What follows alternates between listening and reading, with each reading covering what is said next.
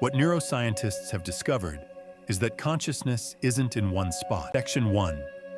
The search for the ghost in the machine. For centuries, the basic assumption was simple.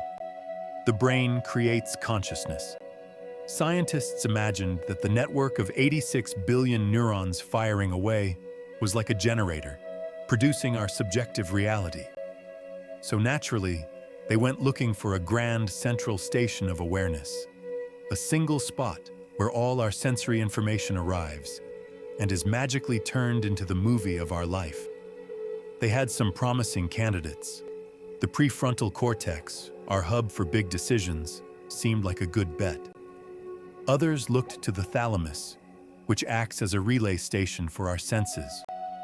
Some even had theories about mysterious thin sheets of neurons like the claustrum.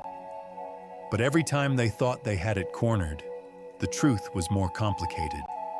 A patient could lose large parts of their frontal lobe and still be conscious, while some ancient parts of the brain, like the brainstem, are critical for being awake versus being in a coma, sort of an on-off switch.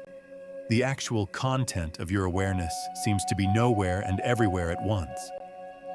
What neuroscientists have discovered is that consciousness isn't in one spot. Instead, it's associated with vast, distributed networks spread across the brain, particularly involving the cortex and thalamus. When you see the color red or feel a pang of sadness, there isn't one consciousness neuron that lights up. It's more like a symphony than a soloist. But this discovery, instead of solving the puzzle, just made it deeper. If the symphony is playing everywhere, who or what is actually listening to the music? This is what philosophers call the hard problem of consciousness. Why do all these physical brain processes feel like something from the inside? The search for the seat of consciousness has led scientists to a startling place. There doesn't seem to be a throne. There is no single physical edge where awareness begins or ends.